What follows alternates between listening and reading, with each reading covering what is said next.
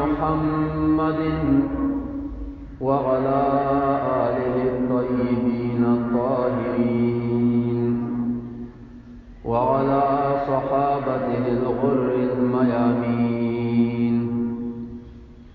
وعلى التابعين ومن تبعهم بإحسان إلى يوم الدين. وأشهد أن لا إله إلا الله وحده لا شريك له وأشهد أن محمدا عبده ورسوله أكرم عبد وأعظم رسول صلى الله عليه وعلى آله وأصحابه أجمعين. أما بعد، فقد قال الله تبارك وتعالى في كلامه المجيد بعد أعوذ بالله من الشيطان الرجيم. بسم الله الرحمن الرحيم. لقد كان لكم في رسول الله أسوة حسنة لمن كان يرجو الله واليوم الآخر وذكر الله كثيرا. آمنت بالله صدق الله العظيم. مجنونا تبو خفا چد لیلا نلیدا مجنونا تبو خفا چد لیلا نلیدا بلال خفبو چ چہرہ دا مصطفیٰ نلیدا. وقال الله تعالى في شان حبيبه وحبيبنا مخبرا وآمرا إن الله وملائكته يصلون على النبي يا أيها الذين آمنوا صلوا عليه وسلموا تسليما.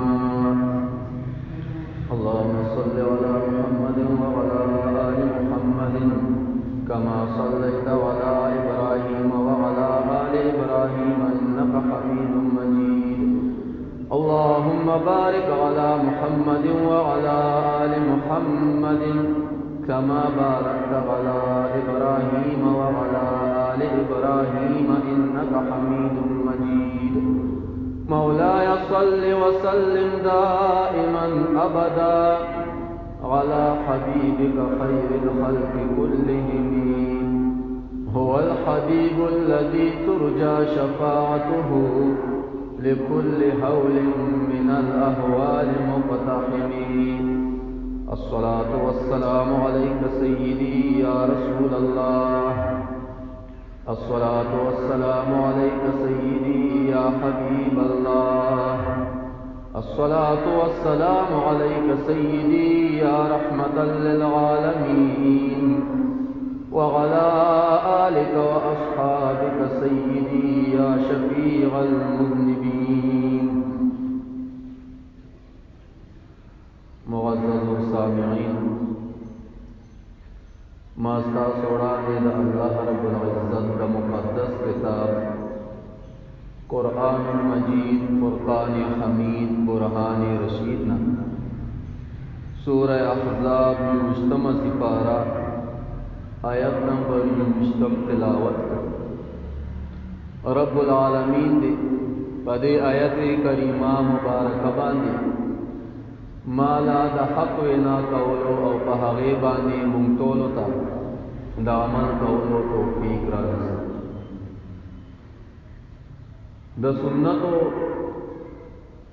دا غی اتباع کول چه انسان یو کار کئی باید چه دا کار دا سنتو مطابق او پا سنتو بانے امر کول دا هغه د آداب و حفاظت کول د هغه لحاظ ساتل د رسول الله صلی الله علیه و آله وسلم مبارک سنت په خیستا طریقې سره ادا کول او په هغه باندې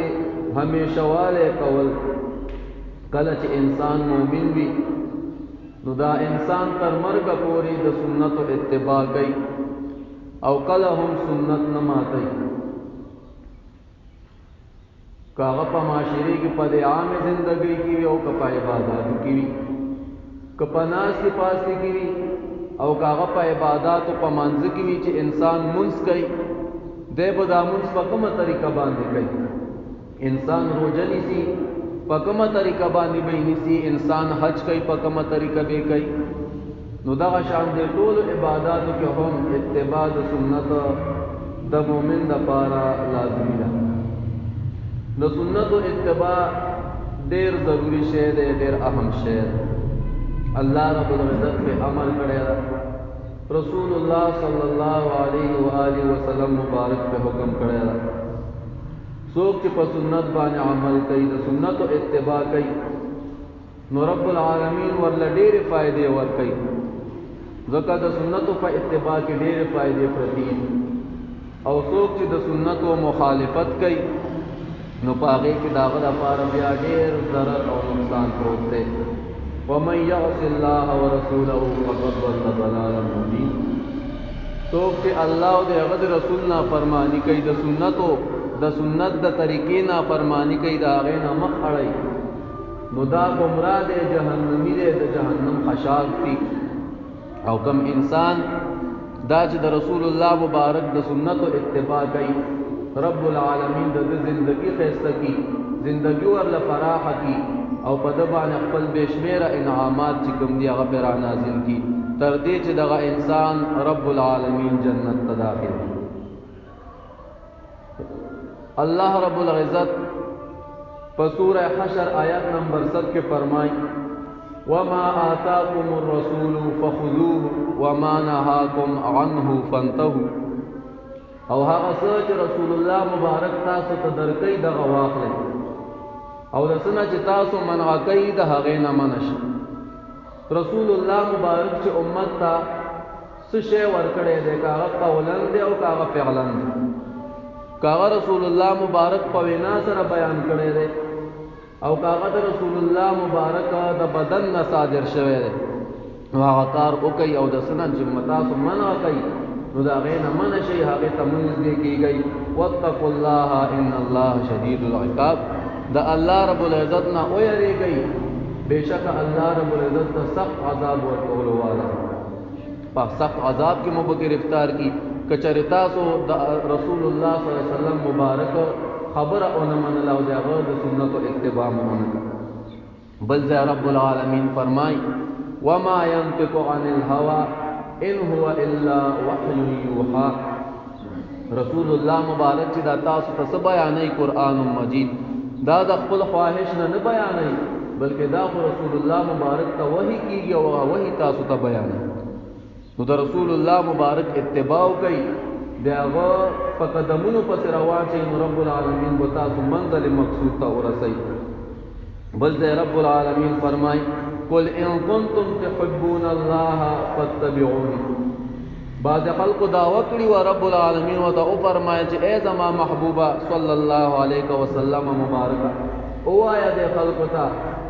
که چېرې تاسو الله رب العزت سره محبت کوئ، رښتونې محبت کوئ، فاتبعوني زما تابعداري. د رسول الله مبارک په تابعدارۍ کې د رب العالمین تابعداري د رب العالمین محبت پروت دی. نو چې د رسول الله مبارک تابعداري وکړي نو ای رب موږ ته به څه ملاویږي؟ نو رب العالمین فرمایي یحببکم الله ویغفر لکم ذنوبکم. رب العالمین به تاسو سره محبت وکړي او د ستاسو ګناهونه به معاف کړي. نو څومره لویه فایده د رسول الله مبارک د سنتو په اتباع کې پرته ده چې انسان د سنتو تابعدار جوړ شي، په سنتو باندې عمل کوي نو الله رب العزت دوست به جوړ شي، گناهونه به درته معاف کړي. چې دوست یې جوړ شي او گناهونه درته معاف کړي نو رب العالمین به دې جنت ته ور داخل. بل ځای کې اللہ رب العزت ارشاد فرمائی لقد كان لكم في رسول الله اسوة حسنة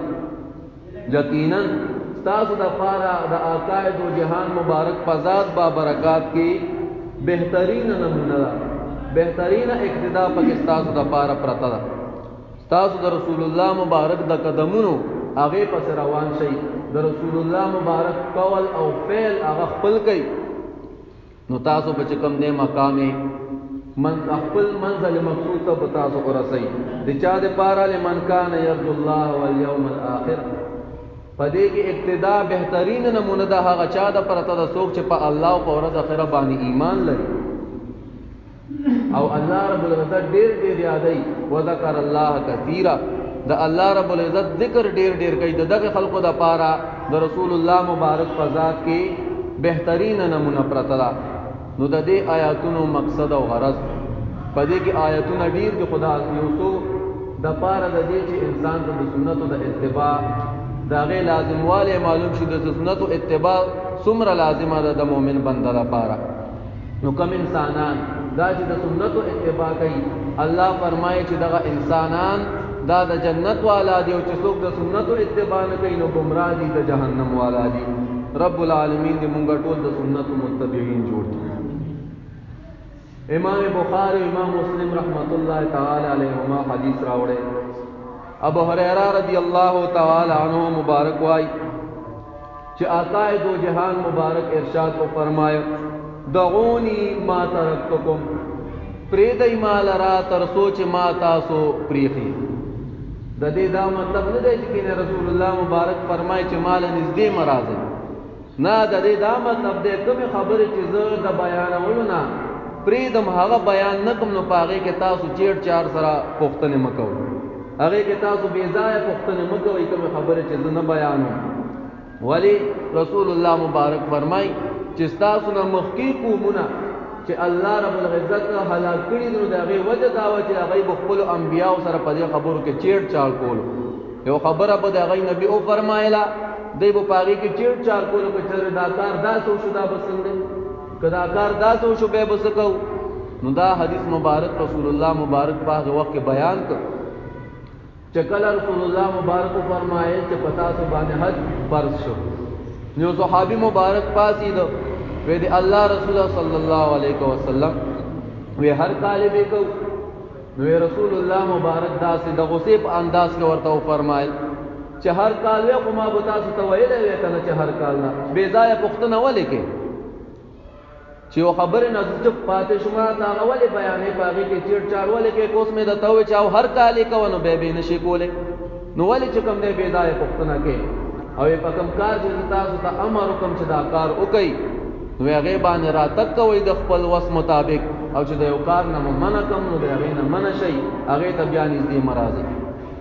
امر رسول الله مبارک مون کړه په مانځ شوی دا په جهاد شوی دا په نورو کارونو باندې امر شوی دا خو امر سره دلته کې کېد کو لګولو چې د وس مطابق پر راتک کوي چې کله تاسو ته یو کار کولو بیان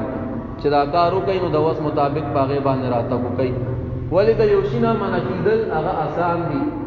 یو شی انسان نه کوي منشي دی هغه آسان ده خو لیکن یو شی کول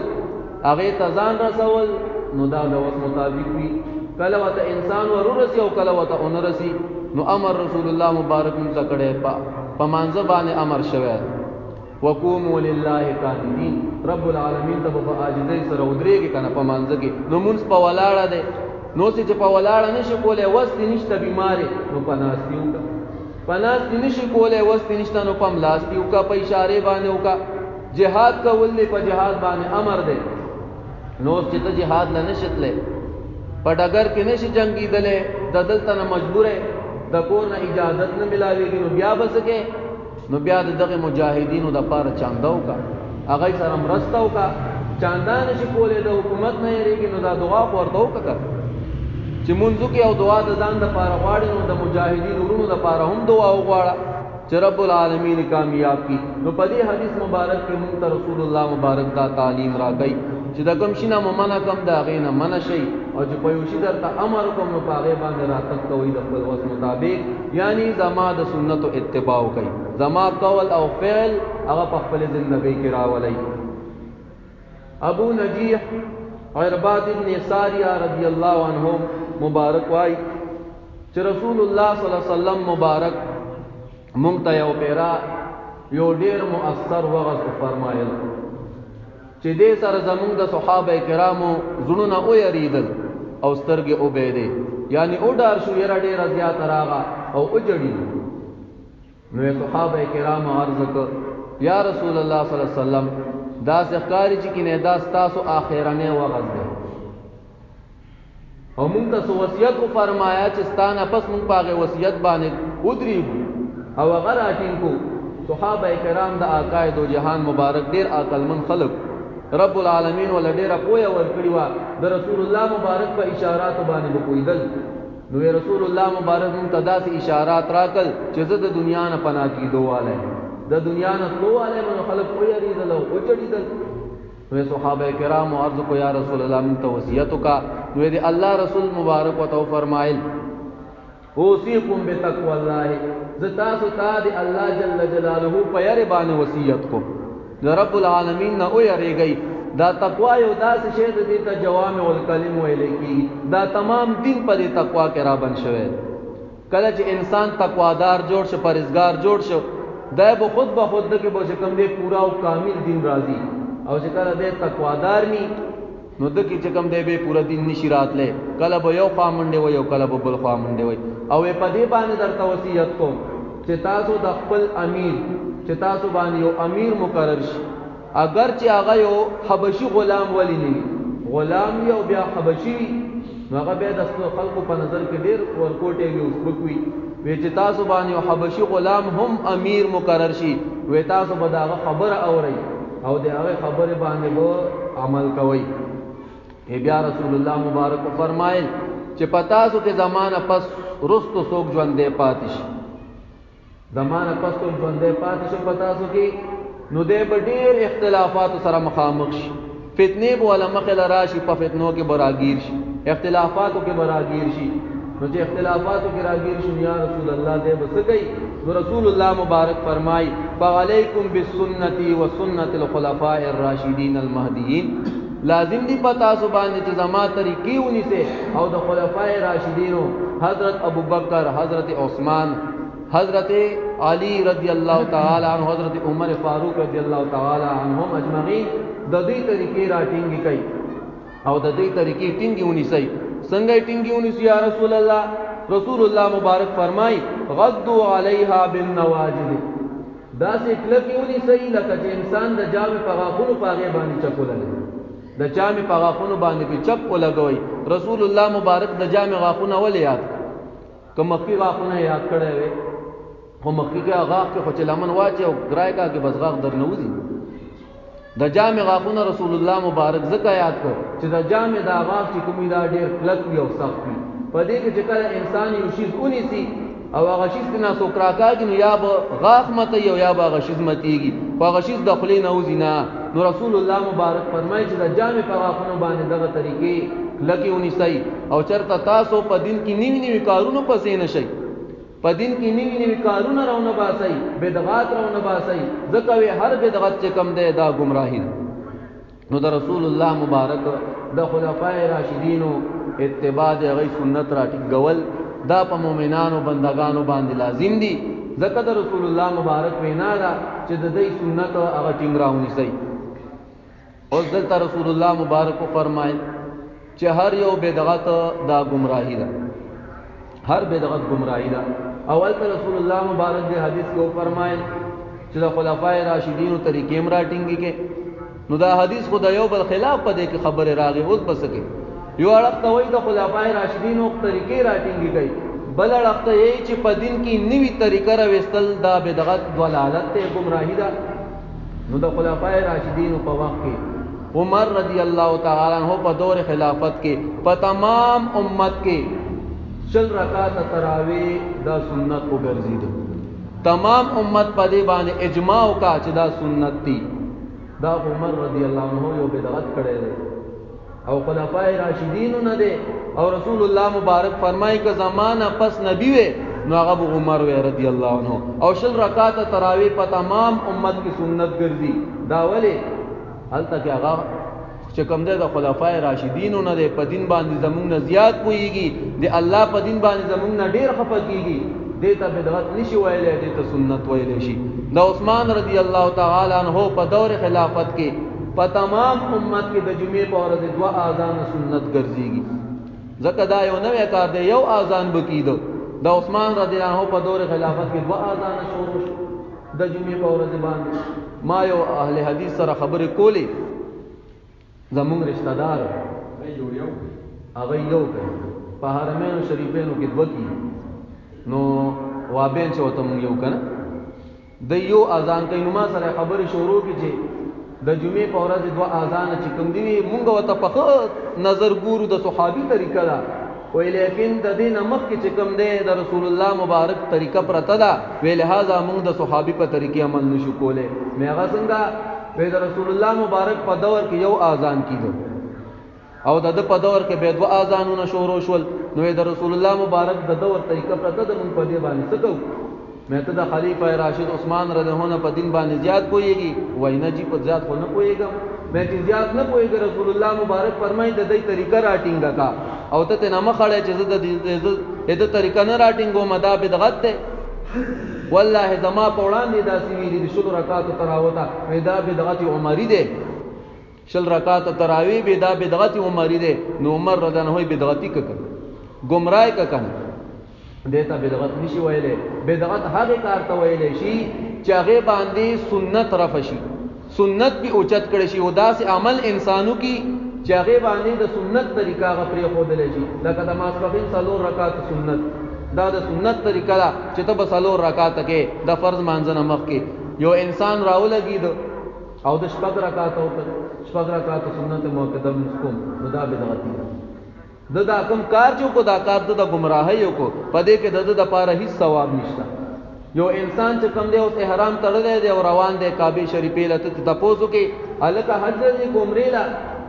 ندی زه حج لازم نو دا بدعتي دی نو دا حج د لپاره چې کوم دی خپل میاشت خپل ورځ دي باغې کې به کوم دی حج کې یو سړی روزه نیولې دا او ته چې فرض دی قضا راوړي او کنه نفلی دی نیولې دا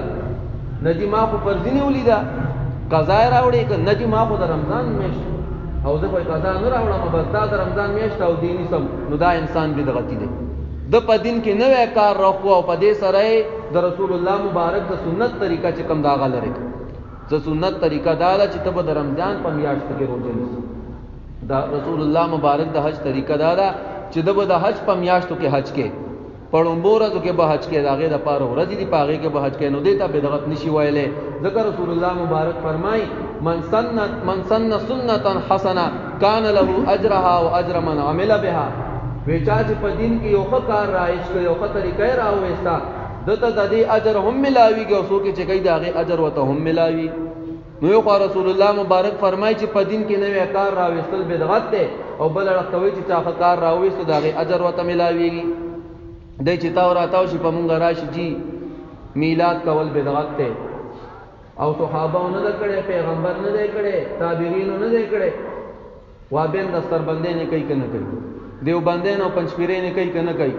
ته تم تاسو کا کنه وته دا دستر بندې رسول الله کړی صحابه کړی دا تابعین کړی دا کته چې کومې سي روزي لګي اجتماعګان کې کله پاټک باندې کینی کله پدریم نیر کینی دا اجتماع رسول الله کړی دا اجتماع په دین کې شته ته چې کومه کې ته چې په ما دا سره تاویږي نو زمونږ میلاد کو بدعت ته خو بدعت حسن ده دا تقسیم پکې چا کړی دی دا پکې حدیث مبارک کړی دی چا چې وخسته طریقه راوستا دې د پاره د ثواب هم ده او څوک چې کوي دا غي ثواب ورته هم ده نو په دې حدیث مبارک کې عقاید او جهان مبارک فرمایي چې تاسو زما د سنت اتباع کوي او چرته بدعت پسې نشي هغه بدعت چې هغه انسان د لارې نه اړي کینه د جهنم ښکار به جوړ شي او جهنم ته ور داخل شي بل حدیث مبارک کې ابو هريره رضی الله عنه مبارک وایي چې رسول الله صلی الله علیه و آله وسلم مبارک ارشاد فرمایل کل امتی يدخلون الجنه زما ټول امتیان زمرا امت کې زماره را ټول جنت ته داخليږي الا من ابا مگر هغه څوک بنه داخليږي چا چې انکار صحابه کرام عرض کو یا رسول الله صلی الله علیه وسلم دغه خلق څوک چې د جنت د داخلي دولونه انکار کوي الله جنت ته داخلي او دین داخليږي فرشتي د جنت اړخ ته بوزي او د ځان خپل جهنم ته غورځي دغه خلق سوق دي وی آقای دو جهان مبارک جواب ورکو من اطاعنی دخل الجنه چا چې زما اطاعت کو دغه خلق به جنت ته داخل شي ومن عصانی فقد ابى او چا چې زمانہ فرمانی وکړه دغه خلقو د جنت نه انکار د جنت ته داخله دل نه انکار وکړه د رسول الله مبارک نافرمانی څه شي رسول الله مبارک یو خبره کړي تاغه د پاره توجیهات لټه داغه د پاره تعویل لټه قرآن کې یو خبر راغلی داغه نزان خسه چې دا خبره خو زمونږ د عقیده خلاف ده او زمونږ د اکابرینو په کتابونو کې دا لیکلي دي او قرآن کې دا راغلي دي نو لہذا دا خبره زمونږ د عقیده خلاف ده رسول الله مبارک فرمایي د نسائی شریف حدیث تا ان الله حرم على الارض ان تاكل اجساد الانبیاء وی بشک الله رب العزت پزمکه باندې حرام کړی دي چې دا د انبیاء جسدونه وخوري نبی الله حی یرزقو وی نبیان د الله چې دا ژوند دي او دوی رزق ملاوي د پنځپیری دا کیدل چې رسول الله مړ دي انبیاء ژوند دغه دي مړ دي شهدا مړ دي رسول الله رب العزت په قران مجید کې فرمایي چې تاسو په د مړو ګمان مکوئ مړو ویل خو یا غټه خبره ده د مړو ګمان په مکوئ چې دا مړ دي بلکې دا ژوند دي او دوی ته د رب العالمین دا طرف نه رزق ملاويږي پنځپیره کا کایي چې دا ژوند دي خو سره ول نه ملاويږي چې دا ژوند دي او د رزق خوري د یو د اسماء ته کوم ځای کې کوي دا د رسول الله مبارک نافرمانی دا او کنه دا د رب العالمین نافرمانی دا او کنه دا نافرمانی ته دي ته چې ډیر اوله کې رسول الله مبارک ته کنځلي وکي نا پچل ول کې بستا عقیده خرابای نو رسول الله مبارک فرمایي چا چې زمانہ فرمایي وکا جنت به پسترګو نه لیدو خپل ځان په خپل چې کوم دی په جهنم کې ور داخل کا د امت نه مراد دلته کې امت اجابت ته یو ته امت دعوت ویلې کیږي بل ته امت اجابت ویلې کیږي امت دعوت هغه چاته ویلې کیږي چې پر رسول الله مبارک ایمان نه راوړي کلمه د توحید نه ویلي لکه اندوان شو سکان شو او نور خلق دغه په امت دعوت کې داخل دي دوی ته دعوت کولای شي اسلام طرف ته برابر دي او امت اجابت مونږه او تاسو چې کلمه د توحید ویلي دا د رسول الله مبارک په ذات او دغه په تعلیمات باندې یقین کړي ایمان راوړي دغه خلق چې کوم دي رسول الله مبارک فرمایي دا به جنت ته داخليږي خو به په دې امت اجابت کې هغه خلق کوم چې رښتونی د عقاید او جهان مبارک تابعدار د زړه پرختونی باندې د رسول الله مبارک تابعدار وي دغه خلق به جنت ته دي رسول الله مبارک فرمایي ګیر استری کا ہوتے وي تو ګیرا چې کوم دی ولټوي نه ای تکینه هغه ته چې کوم د خمازیدار پاکیرا کاږي نو رسول الله مبارک فرمان برداری دی او کله فرمان جو رسول الله مبارک فرمایي پنسي اوچت ساته تخپل پنسي د گیټون حقته ساتي نو ته د الله د رسول فرمان بردار بندای دا فرمان بردار امت یو کنا فرمانه دې خبرو ته سوچ کې امت اجابت کې او په امت اجابت کې به هغه خلق کم خلق چې پرختونی د عقاید او جهان مبارک تابعدار وي ابو عبد الله نعمان بن بشیر رضی الله تعالی عنهما وای چې ما د رسول الله مبارک نو اوریدلی چې اوې فرمایل چې تاسو لازم خپل صفونه سیده کوي او برابر وي کچاره تاسو خپل صفونه د مانزه دانه سیده کوي او برابر وي نه نو تاسو ترمنځ به رب العالمین اختلاف پیدا کی بل حدیث مبارک کې دي چې رسول الله مبارک فرمایي چې تاسو خپل صفونه ضرور سیده کوي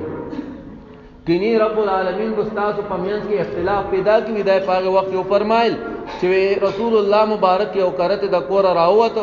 په مصلی باندې ودرید او چې الله اکبر ویل نو چې وای قتل د یو سړی سینا چې کم داغه د صف نه بهر راوتی دا رسول الله مبارک په صفونه داسې سره کول وی گویا چې انسان په غشي سره سب سیده عمر رضی الله عنه ترغه پوره تکبیر تحریما نه ویلا د منس شروعات به نه کول ترسو پوره بچ درستونه आवाज شو قربان سره پورا برابر شول او نیک شول بیا به عمر رضی الله عنه الله اکبر کو منس به شروع کو نو رسول الله مبارک راته فرمایل چې اے د الله بندگانو تاسو بخپل صفونه خامخاسده کوي کینه رب العالمین مستاسو په منس کې په مخونو کې اختلاف پیدا کی لا يخالفن الله بين وجوهكم دلته د وجوه نه معنا چا غسیده چې په ورځ د محشر په دغه شکل بل شان چا ویری چې دغه شکل به د خر په شانتی شي مختلف معناګانې کړي دي، خو غرض او مقصد دا ده په دې حدیث مبارک کې چې د سنت اتباع کول دا په موږ او تاسو باندې لازمي دي. کوم خلک چې د سنت اتباع نه کوي رب العالمین به دا غي په منځ کې اختلاف پیدا کړي. زمونږ او تاسو په منځ کې اختلاف ولې دی؟ منځله څوک نه راځي، څوک پوښتنه نه کوي یاره جی دا منځله ولې نه راځي، څوک بیمار دی څوک پوښتنې لا نه ورځي، دا ولې مونږ خپل صفونه نه برابر کې ایمان درته مخره تاو چې لکه صفونه برابر کې مړه بس والک الله اکبر یا کنا څه ټیم سره ضایع کې نه صفونه برابر کا. صف دا د مانځه حصہ ده چې صف د برابر نه وي نو مونږ د برابر نه ده. کله چې صف برابر شنو به بده اعلی مونږ برابرېږي. ابو موسی اشعری رضی الله عنه مبارک وای چې رسول الله مبارک او فرمایل چې هغه مثال چې هغه سره رب العالمین زرا لګلې هدایت او علم دا د هغه باران په شان دی چې دغه باران را اوريږي پزمکه باندې نو په دې ځمکه کې یو حصہ داسي وي چې هغه ډیره مزیدار او طیب ځمکه وي، ډیره ښایسته خاور وي چې باران ورته ورسیږي نو دغه باران جذب کی او بزان تراکاږي او شنه غیا پر اوخی. او دویمه حصہ داسې ده چې هغه ته باران ورسی او به خو جذب نه کی خو هغه بزان کی ایثاری کی یو دن غونتی او به ته ورشي هغه به جذب نه کی او به کی ودرېږي نو دې سره ته خلق فائدې واخلي، خلق ته ناو بوس کی زناوران ته نموس کی او خلق ته نوې پټیم او بکی. او درېمه حصہ چې کوم د ځمکه هغه د چاغي باندې باران وشي نو او به جذب کی او نه چې کوم دین او شین واخره او ډوګي. نو د دې لومبي مثال رسول الله مبارک چې بیان کړی دی دا د هغه شخص ته کوم انسان ته چې د رسول الله مبارک علم را ورسېدو حدیث واورید باغې باندې عمل کو بیا خلق ته بیان کو د یوې مسلې اجتهاد وکړو. رسول الله مبارک فرمای د دې مثال د هغه ځمکه دی چې وبو ورته ورسېده او به جذب کې دغه علم ځان کې زیک او دغه علم نه بیا چې کوم د مسلې راوېست او خلق ته غدین آسان کړ. او دویم مثال داسې ورک تشبیه چې کوم دی دغه کس دغه ځمکه سره ورکړه چې علم ورته ورسېد د قران حفظ وکړو مثلا، خو لیکن د قران مجید په حدود باندې پویا نه دی چې الله رب العزت په دې قران کې څه فرمایي، لیکن عقیده درسته ده عقیده سم ده د قران خلقو ته او خول چاته په ناظری او خولو چاته چې کوم دی په حفظ باندې او خولو خو خلقو ته نه فائدہ واغستا خو په دې باندې پویا نشي چې په دې کې سدي د رسول الله مبارک حدیث را ورسید ظاهرا خلقو ته بیان کو لیکن دغه کې چې کوم مقصود پروت تا هغه مقصد باندې اون رسیدو نو دا دواړه رسول الله مبارک فرمای دا افضل خلق دي. خو د دې دویم نه غړم باندې به ډیر افضل دی ځکه چې هغه باندې شین واخر او خطر او خلقو ته نه فائدې واغستې. او د درېم ځمکه تشبیه د شخص سره ویل کړی ده د دې شخص تشبیه د درېم ځمکه سره داسې ورکا چې نه په غیا راو خطاونه او برې ساره کې نه د علم طلب کو او نه چاته فائدہ ور رسولا. دا فاسق او فاجر انسان چې یا ګرځي دالو ټپلو پسې هغه محفل پسې ګرځي چې پاغه باندې الله او د رسول خفقيږي په داسې محافل پسې ګرځي داسې خلق سره ناشته وي چې هغه باندې الله او د رسول خفقيږي. دغه تشبیه د ځمکه سره ورکا چې نه او برای ساره کې او نه په چکم دی واخره او خطو. نو د رسول الله مبارک د علم او هدایت تشبیه هغه رسول الله مبارک باران سره ورکړي. یو چې کوم دی دا باران د اسمان ناراضي نو چې د اسمان نه کوم شی راځي نو هغه طیب وي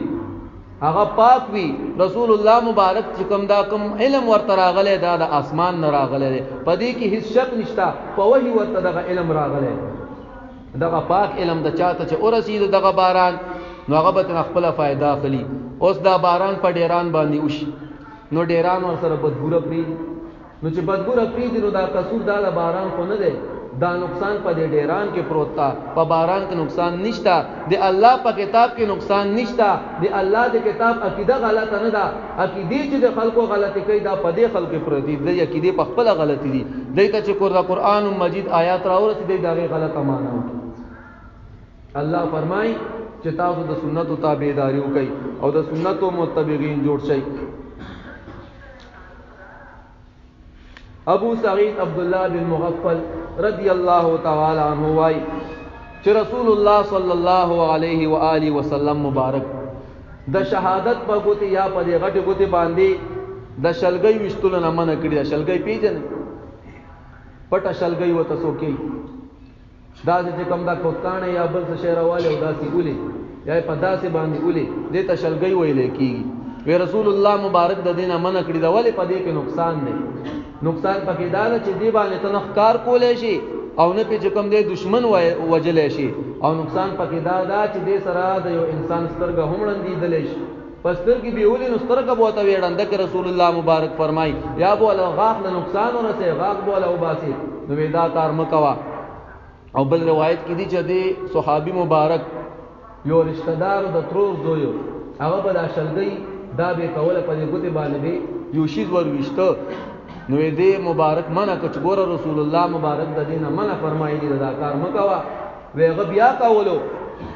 وی دا وته ویل چې تا ته یا مچ رسول الله مبارک د دینه منع کړی دا او ته دا کار به کې ته ما په خبره باندې نه پويږي زب تا سره چې کوم دې تمام عمر کې خبره اونته ته رسول الله مبارک د سنت او اتباع څوک نه کوي دغه مبارک په قدم باندې چې څوک قدم نه کیدی تا ته خپته دغه انسان عقیده غلطه ده خلق غلط اختراف علی دا چې خلق سره دی الله دې رضا لپاره خبره بندول دا جایز دی لکه څنګه چې دی صحابي مبارک وکړ او رشتہ دار یو د سنت خلاف کول وي د پتا سره همیشه د لپاره خبرونه کوم ولی د رسول الله مبارک د سنت خلاف کول رسول الله مبارک منع کړی دا او ته لګي دا کار کې نو په دې تمام احادیث مبارکاو کې رسول الله مبارک متدا تعلیم را کوي چې تاسو زما د سنت او اتباع کوي او چرته بدعات پس روان دي هغه بدعات پسې چې هغه گمراهی دا او انسان جهنم ته ورځي دا سه بدعاتونه تاسو ډډو کوي ان شاء الله ټول دې ته تیار یو کړئ رسول الله مبارک او سنت باندې عمل کوو او کبه نه کوو رسول الله مبارک فرمایي خپل ګيري چې کوم دی غټي کوي اوګدي کوي او خپل بریت او هاي او ته چې راځي تا غټي غټي بریت پریخي د رسول الله مبارک ته چې کوم دی هغه الټا کل هغه سنت ته ولا الټا کل دومره غړ د بریت پریدي په وګونو کې دی اچولي او هغه له دلیل به دی عمر رضی الله عنه دلیل ولا راوړي چې دا د سنت طریقه ده ها په داسې وخت کې بیا چې کوم دی پکاري چې کله ته خپل دشمن ته ورمخامخ شي او په دې کې چې کوم دی به د علماو سخت اختلاف ته دا نه چې بس دلته نه بریت پریدا وي دا درې ګوتې دا په دې شونډې باندې کېږي دا به وې او دا دې پله او دې پله وې دا به کټکې د پخوانو مشرانو تصویرانو کې تاسو ګورئ دا دې نه راغی خالی دي بدل ته کې چې کوم دې بریت پری خېری او د رسول الله مبدا سے خلق تی والله د رسول الله مبارک سنت د باندې پری دي پټکې د رسول الله مبارک سنت دی او کنه زه چې تاسو تناسمه په دې منبر مبارک باندې رسول الله مبارک ناس تکړه په دې باندې چې کوم انسان کینی باید چې دا انسان په تمام سنت باندې برابر وي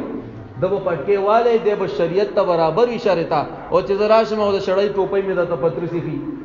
او بریت مې کونډه کړي او تاسو ما ته ګورئ نو تاسو ته خود رسول الله مبارک طریقه نه را یادېږي تاسو ته خود بدمعشانو طریقې را یادېږي چې د بدغه شان جوړ شمه د مانه بخلک یریږي کم سړی چې مؤمن هغه به د چا د بریتو نه ډاریږي ا دې الله نه ډاریږي رب العالمین په دې خبرو باندې موږ د عمل کولو توفیق را نصیب کړي رب العالمین موږ ټول متبعين د سنت جوړ کړي رب العالمین موږ ټول چې کوم نه د بدعات نه وساتي اللهم ربنا آتنا فی الدنيا حسنه وفي الاخره حسنه وقنا عذاب النار وادخلنا الجنه مع الابرار يا عزيز يا غفار برحمتك يا ارحم الراحمين